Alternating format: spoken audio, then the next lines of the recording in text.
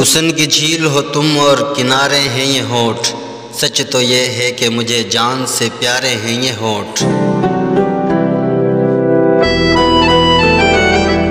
میں نے ہر بار انہیں محبت سے چوما ہے، اس نے ہر بار محبت سے ابھارے ہیں یہ ہونٹ۔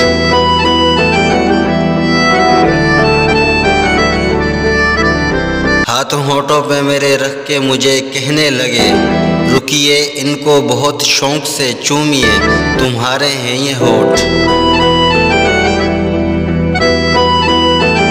بند ہوتے ہیں یہ انکار کی صورت میں مگر آدھے کھلے ہوں تو محبت کے اشارے ہیں یہ ہونٹ۔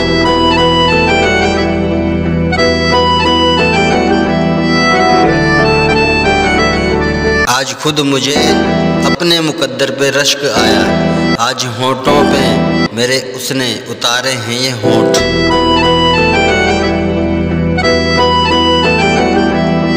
چوم کر ہونٹ میرے اس نے کہا تھا یہ ساگر، بس تمہارے ہیں تمہارے ہیں تمہارے ہیں یہ ہونٹ۔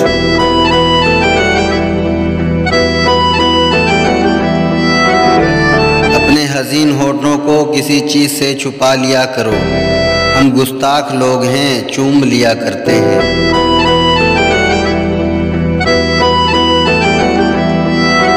ہونٹ اس کے چہرے پہ یوں نظر آتے ہیں وقار جی، جیسے دودھ کے گلاس میں رکھی ہوں دو پتیاں۔